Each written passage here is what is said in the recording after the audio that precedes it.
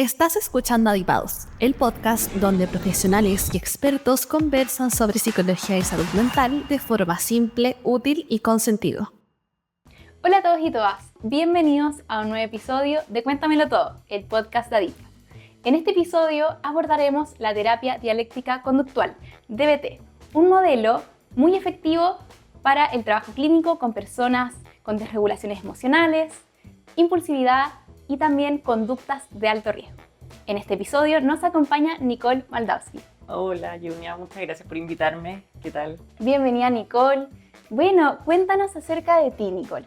Ya, bueno, soy psicóloga, me dedico a la clínica hace más de 10 años ya y partí muy desde el humanismo, el mindfulness que hoy está muy de moda, la meditación, y de repente me encontré con que las terapias cognitivo-conductuales de la última generación incluía toda esta parte más del budismo zen, me interesaba más en lo personal, y me di cuenta que se podía llevar a la clínica, que muchos pacientes se quedaban en la consulta como con la pregunta como, ok, ya entendí, ¿y ahora qué? Y ahí entró lo cognitivo-conductual, pero por otro lado lo cognitivo-conductual me parecía muy condicionante, y cuando veo esta tercera ola que conecta ambas cosas con el budismo zen, la aceptación y la parte del cambio, me empecé a interesar hasta que llegué al DBT, que integra esta dialéctica entre ambas cosas. Perfecto. Bueno, y para comenzar, ¿qué es la terapia dialéctica conductual y qué mirada propone sobre el sufrimiento emocional? Bueno, como dice su nombre, dialéctica, viene de diálogo. La dialéctica es un baile, viene de la integración entre dos polaridades, entre una tesis y una antítesis, y la búsqueda de esa integración en una síntesis. La terapia viene desde lo cognitivo-conductual, y Marshall Linehan, que es quien creó esta terapia, se dio cuenta que empezó a trabajar desde lo cognitivo-conductual con pacientes que se sentían muy invalidados por buscar solamente el cambio. Eran pacientes que eran muy graves, está hecho para pacientes con conductas de riesgo, como riesgo suicida, autolesiones, con mucha intensidad emocional, que han sido invalidados durante toda su vida también, y con mucha sensibilidad, con una alta sensibilidad. Entonces ella empezó a ver que la búsqueda de cambio solamente ejercían los pacientes como mecanismos defensivos. Entonces empezó a entrar más por la parte del budismo zen, de la aceptación. Bueno, claro, hay que encontrar como un equilibrio entre ambas cosas. Uh-huh. Sí. Cuando pensaba que los pacientes como que solamente era como acompañarlo en el camino de aceptar, el paciente se quedaba en el sufrimiento y no generaba los cambios necesarios para movilizar también una vida más adaptativa, más funcional. Entonces la dialéctica es este baile, este movimiento entre la aceptación de quién soy, la validación de mi historia de vida, como también los cambios necesarios que tengo que generar para tener una vida más funcional y también más plena. Perfecto. Bueno, y desde tu experiencia clínica, ¿por qué crees que esta terapia se ha vuelto tan relevante en la sociedad actual? Justamente por esta integración, porque lo cognitivo-conductual de repente tendía a ser un poco, como digo, como muy desde el cambio, y generaba esta como resistencia. Y también porque hoy hay mucha baja como tolerancia al malestar. Hoy hay mucha inmediatez, las redes sociales, entonces también el ambiente actualmente está fomentando un poco dinamismo, o más dinamismo. Sí, no, y la rapidez del ambiente está fomentando que la gente tolere un poco menos. Entonces también se está viendo en los pacientes como esta reactividad, esta baja tolerancia al malestar. Ujú. ¿Y crees que responde también a algo que estamos viendo con más fuerza, como emociones más intensas, mayores dificultades para manejarlas, hablando también de esto de la inmediatez? A ver, creo que las emociones a lo largo de la historia siempre han sido más o menos intensas de la misma manera. La desregulación emocional, a ver, los niños naturalmente hay una desregulación emocional y van aprendiendo cómo regularse a través de su ambiente. Para mí, a lo largo de la historia, la intensidad emocional ha sido la misma. La dificultad hoy, en la actualidad, tiene que ver con la regulación de esa intensidad. Con que antes había que sostener el malestar porque no todo era inmediato y hoy en esta inmediatez se da, como te digo, esta baja tolerancia al malestar y desde ahí la desregulación de la emoción, más que la intensidad. Sí, la intensidad emocional ha existido desde, no sé, de que existe el ser humano. Claro. ¿Y para quiénes está pensada la terapia dialéctica conductual? ¿Cómo se adapta el trabajo terapéutico según la etapa de vida, ya sea en adolescentes, en adultos? Sí, bueno, Marsha Linehan plantea un modelo, que es el modelo biosocial, donde ella habla de que la desregulación emocional persistente, así le llama, porque todos los seres humanos nos desregulamos, pero persistente se da entre una variante biológica como también ambiental. Entonces, en el trabajo con adolescentes, por ejemplo, es súper importante que la familia esté incluida, hacer intervenciones familiares. Bueno, uno de los módulos también de DBT es la efectividad interpersonal, también de eso se trabaja con adultos. Entonces, el ambiente es algo muy relevante.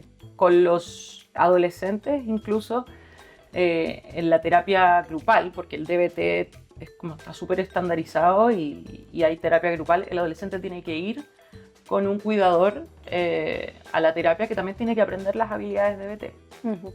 ¿Y este cuidador pueden ser sus padres, una persona significativa? ¿De qué va a depender? Depende de obviamente la historia del paciente, pero siempre tiene que ser idealmente una sola persona. O sea, no puede irse como intercambiando el cuidador en esta etapa. Tiene que haber como una persona significativa que se comprometa también en el proceso. En el proceso del paciente, sí. Perfecto.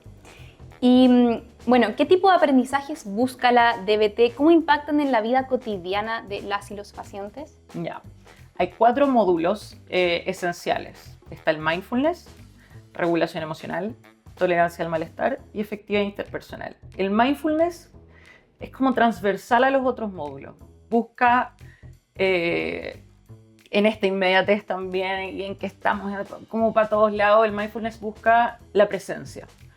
La presencia de lo que estoy sintiendo, de lo que estoy pensando, de lo que me está pasando, de entrar al cuerpo. ¿Por qué? Porque en la desregulación emocional persistente, el malestar es tan potente que los pacientes tienen muchos mecanismos de evitación de la emoción. Entonces, lo primero es entrar a ir aprendiendo como a entrar en la emoción, a conocerla, a estar presente, a sentir el cuerpo. ¿Y qué herramientas usas? Ya, la meditación, pero también hay, por ejemplo, algo que a mí me encanta es mandar a los pacientes a todos los días lavarse los dientes y que se pongan solamente esos 5 minutos de lavarse los dientes, estar presentes en el ejercicio de lavarse los dientes. Claro. Y darse cuenta también lo que va pasando. Nos puede ir pasando que mientras me lavo los dientes me acuerdo de una canción, emerge una emoción porque ayer me enojé con mi compañero del colegio, me duele la guata porque no sé, comí algo, y irnos dando cuenta de estar presente en ese momento en el que lo que corresponde es lavarnos los dientes. Claro. Y que van pasando otras cosas que son parte de la experiencia también, como que la experiencia sea total. Entonces se va entrenando el mindfulness desde cosas lúdicas a cosas también como la meditación en sí. Y desde ahí viene también este módulo de regulación emocional, que es conocer y etiquetar las emociones. Muchas veces el paciente tiene como una intensidad emocional muy alta y tú le preguntas, ¿qué estáis sintiendo? No sabe. No sé. Sí, no sé. Entonces vamos etiquetando dónde se siente, cómo se siente, el cuerpo va avisando, entonces ir conociendo esas señales. Sí, claro, esas señales. Para identificar la emoción. Sí, y también desde ahí ir utilizando algunas habilidades, algunas técnicas para regular la emoción cuando ya la tengo. Hay otro módulo que se llama tolerancia al malestar, que es cómo sobrevivir a la crisis sin empeorarla. O sea, muchas veces también la aceptación radical entra en esto, que muchas veces vamos a tener una emoción que no las vamos a poder cambiar en el momento, vamos a estar viviendo cosas en la vida que no las vamos a poder cambiar, y es como, bueno, ¿qué hago para no empeorar, para no intensificar? Sino que para sostener y desde ahí seguir regulando. Y por último, el módulo de efectividad interpersonal, que tiene que ver porque somos seres sociales y nos desregulamos y nos regulamos entre nosotros, y también la propia relación con uno mismo. Se habla mucho del autorrespeto. De cómo está mi relación conmigo mismo. Entonces, bien relacionado. Me imagino que tocan esos temas también. Sí. Perfecto. Eso, como cuánto quizás no pongo límites en mis relaciones, o cuánto también no me pongo límites a mí mismo, y así. Perfecto, la relación con uno mismo, realmente, con mi entorno y también conmigo mismo. Perfecto. Y esta terapia, me queda la pregunta, ¿son sesiones como un número de sesiones estructurado, o esto va a depender también de la historia del paciente? Es tremendamente estructurado, es súper estandarizado y tiene un motivo. El DBT dura 1 año como mínimo, en que el paciente se tiene que comprometer a ir a sesión como 1 a 1 individual y a una sesión grupal también, que más o menos son entre 8 y 12 personas, que también ahí se van regulando entre ellos mismos. Esas sesiones grupales no son psicoterapia, sino que son de aprendizaje de habilidades. Son la sesión en el 1 a 1, en psicoterapia individual, es psicoterapia como la conocemos, desde la dialéctica, tiene todo un estilo dialéctico también, pero las sesiones grupales son aprendizajes, como ir a clase. Entonces pasamos habilidades, las sesiones grupales, donde van aprendiendo de estos 4 módulos que te comenté anteriormente. Ya, perfecto. Y me imagino que en esas sesiones grupales también conoces a personas que están viviendo también este proceso. Sí. Puedes compartir experiencia, debe ser como súper nutritivo. Y valida mucho al otro, porque los pacientes también han tenido una vida de invalidación, como de que sus comportamientos no son válidos, de que la intensidad emocional está mal regulada, entonces se van conociendo y se van regulando entre ellos también al ir escuchando esta historia. Me imagino que a tal punto, o sea, la invalidación, que tú no puedes identificar lo que te pasa, porque no sabes si es real o no, si te lo inventaste, si... Sí, claro. Mucha gente pregunta como, ¿la emoción que siento es válida? Y es como, la estás sintiendo, es válida porque es tu realidad emocional. Acá lo que hay que ver es si es que tu respuesta, cómo transmites esa emoción, es efectivo o no para ti y para el ambiente. Claro. Eso. Ya. Bueno, y una parte importante del trabajo consiste en entender cómo se llega a la conducta impulsiva o desregulada. ¿Por qué es tan relevante mirar ese camino previo y no quedarse solo en la conducta final o en el error? Ya, por 2 motivos. Soy como fan de la medicina preventiva más que paliativa. Yo creo que si nos quedamos solamente en la conducta final, como ser reactivos a una conducta, no entender el por qué. Y el segundo motivo es invalidante. Si nos quedamos solamente en como, el paciente se autolesionó, ¿por qué te autolesionaste? Como, es como retroalimentar la invalidación y hacer un análisis en cadena de cómo llegó a la conducta problema o a la conducta de riesgo, nos permite ir viendo en cada eslabón qué pudo haber hecho diferente el paciente, qué vulnerabilidad hubo de base, qué lo gatilló, qué pensamientos o sensaciones físicas, emociones sintió antes de que escalara al punto en que hay un punto de quiebre y decide realizar una conducta de riesgo. Entonces validamos la situación como, se entiende el contexto de cómo llegaste a esto. Claro, todas las partes, el entorno, todas las variables que están en juego. ¿Y qué puedes hacer? Es como, uno lo mira como una cadena y como en cada eslabón, ¿qué pudiste haber hecho diferente antes de llegar a ese punto? O sea, se le ponen diferentes escenarios. Sí, o sea, vamos viendo, claro, pero como desde las habilidades que aprendemos. Ya. Es como, ¿qué habilidad podría haber usado acá en vez de seguir escalando quizás en la intensidad emocional? Claro. Tolerancia al malestar. Entonces me imagino que en un futuro después él como que recuerda esta sesión y dice, claro, acá pude haber ocupado esto, para el futuro voy a ocupar esto, voy a hacer esto cuando me pase esta situación de nuevo. Sí. Entonces, claro, es como un aprendizaje finalmente. Y desde ahí es la mirada como de validar la emoción del paciente, de que como de no juzgar moralmente la intensidad emocional, sino que realmente es que no hubo un aprendizaje adecuado de las habilidades necesarias para poder tener como adaptarse a la vida o tener conductas efectivas. Pero finalmente una autolesión, por ejemplo, voy a salirme un poquito, pero ¿has visto, por ejemplo, los perritos o los gatitos que se lamen mucho? Sí. Se están autorregulando. O cuando uno mueve el pie así. Nos estamos autorregulando. Y esto quizás es más efectivo que una autolesión. La autolesión también es un mecanismo de regulación. Pero claro, no es efectivo. Claro, te hace daño. Sí. Sí. Y a ti y a tu entorno. Sí. Claro, sí. Y va como retroalimentando también la baja tolerancia al malestar, va retroalimentando la culpa, entonces... Me imagino que con este proceso también se deja la culpa, se suelta la culpa. También es Porque, que... Dime.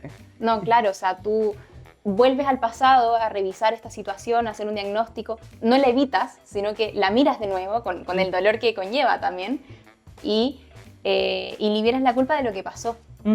Sí, que no es como, oye, ¿por qué hiciste lo que hiciste?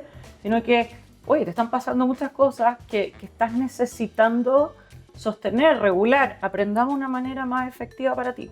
Claro. Es eso. Bueno, y mirando el escenario actual de la salud mental, ¿hacia dónde dirías que va este enfoque? ¿Qué aspectos de la terapia dialéctica conductual dialogan especialmente bien con las necesidades emocionales del mundo hoy? Se está dando mucho hoy a ver, porque la desregulación emocional se da en muchísimos ámbitos, en la evitación emocional. Entonces, existe DBT, por ejemplo, para el uso de sustancias, que es una forma de evitar, y hoy ya se ha estandarizado un DBT para el uso de sustancias.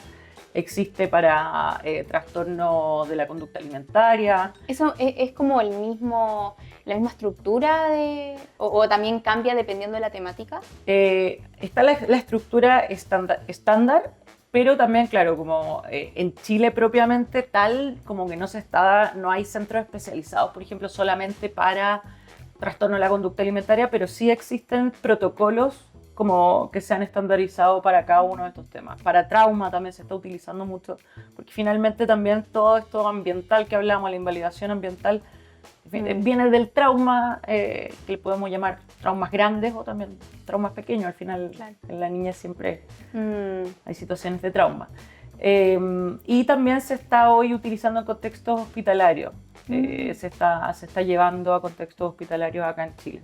Así que eso también está muy bueno, como no solamente centros privados. Ya, como en salud pública. Sí, salud pública. Perfecto. Bueno, y para cerrar, ¿qué le dirías a las y los profesionales de la salud mental que están conociendo este enfoque? Tiene un enfoque igual bastante novedoso, es nuevo. Entonces, ¿cuáles son los aprendizajes que tú te llevas y también que le das a los demás profesionales? Que hay que estudiarlo, o sea, que es muy completo, que no basta solo con aprender técnicas, no es solamente como, o sea, si es que te quieres dedicar al DBT, es súper interesante aprender habilidades y enseñarlas, pero la dialéctica también tiene que ver con la relación terapeuta-paciente, o sea, como que el terapeuta también tiene que estar muy atento a la dialéctica que se está dando con el paciente, cuánto estoy siendo como llevándome más al cambio o llevándome más a la aceptación. O sea, no es solamente un conjunto de técnicas, sino que es más profundo y es dialéctico en muchos niveles. Eso, y que también es interesante estudiarlo porque muchas veces se me ha dado con los alumnos de las clases de ADIPA como que me han dicho como que qué bueno poder tener estas habilidades para pacientes graves, porque a veces no sé qué hacer con pacientes que tienen conducta suicida o conducta autolesiva. El psicólogo a veces como que... entonces está súper jerarquizado. Vamos primero a la conducta suicida, después a la autolesiva. Como que te da una guía para poder abordar esos casos complejos. Me imagino. Eso, que el DBT da una guía para casos complejos, porque de repente uno dice, bueno, voy a entrar en la emoción del paciente y de repente uno puede como terremotear al paciente en vez de generar la estructura necesaria. Claro. Eso. Ya, perfecto. Bueno, muchas gracias, Nicole. Cuéntanos cómo te podemos contactar, si es que también ahí las personas que nos están escuchando quieren acercarte a ti, ¿cuál es el medio? LinkedIn, por LinkedIn, sí, si quieren poner ahí mi LinkedIn, esa es como Perfecto. mi red profesional. Muchas gracias, Nicole, por acompañarnos en este episodio tan entretenido y muchas gracias también por escucharnos. Nos vemos en un nuevo episodio de Cuéntamelo Todo. Recuerden que pueden seguirnos en todas nuestras plataformas, así como en Spotify, YouTube y nadipa.cl/adipados para no perderse ningún detalle de los próximos capítulos.